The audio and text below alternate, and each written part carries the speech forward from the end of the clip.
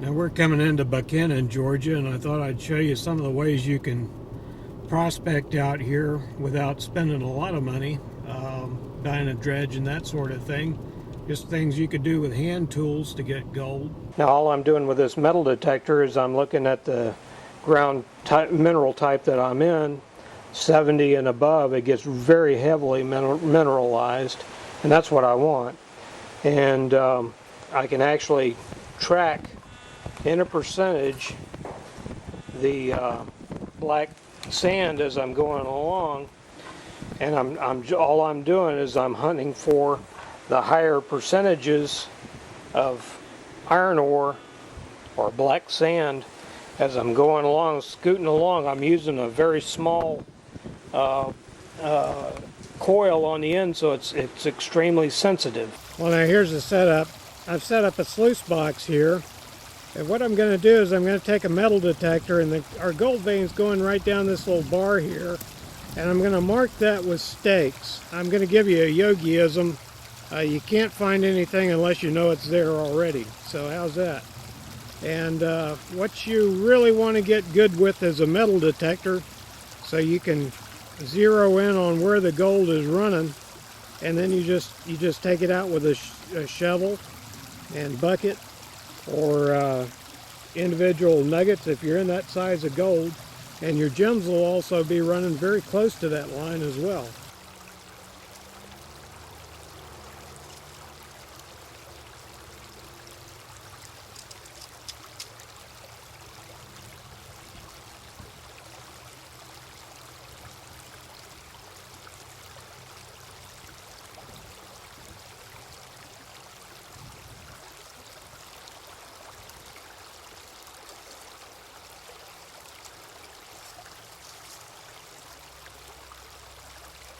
Now, as you can see, what we've actually done is marked a line, and just to the, that's the black sand line. Now, just to the inside of that is going to be our gold, lead, the heavier materials.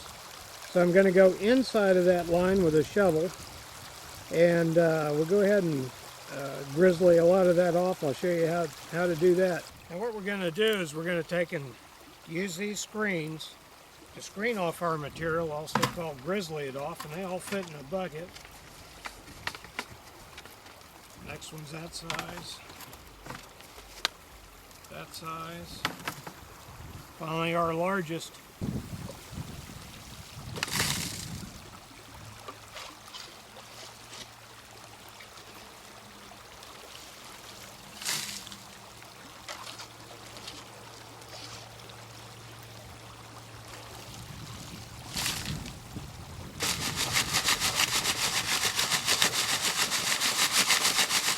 Garnets up here, and there have been at least 2 diamonds found here that I do know of.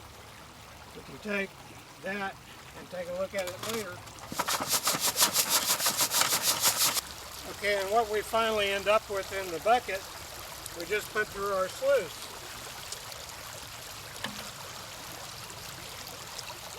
And what we've got, most of our gold will stop right on that black mat.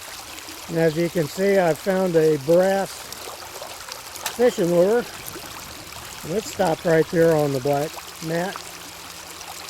And your gemstones and heavier pieces of gold, they'll certainly stop in behind these riffles. See how the sand is holding behind those, and that's how that works. And for minimal expense, we could take out this whole bar here with nothing more than a shovel, our metal detector, and a sluice box.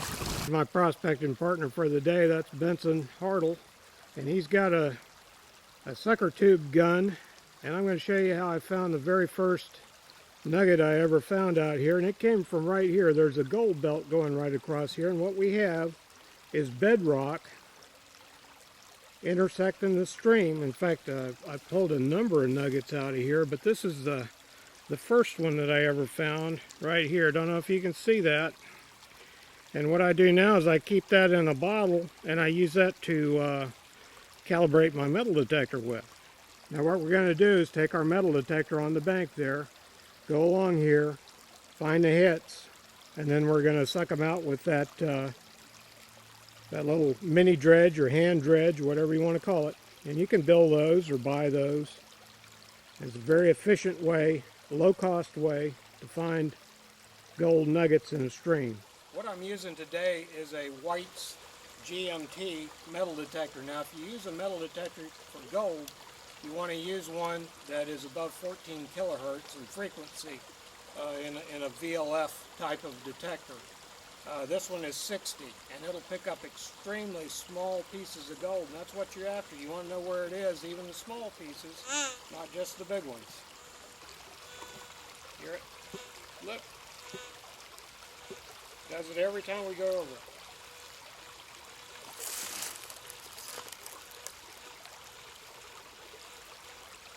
Right there.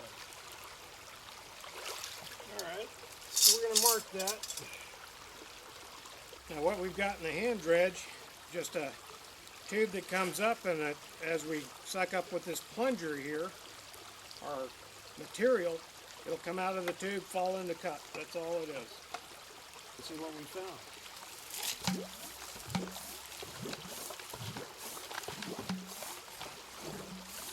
We keep the tube at an angle. Now I'll show you what we've done here. See, the area is completely clean. So whatever was in there is now in this tube. And I'm going to take the tube apart over the bucket. And now whatever was in the tube is in the bucket. And I'm going to take that home, run it over the sluice or through a gold wheel, or simply pan it out and see what we've got.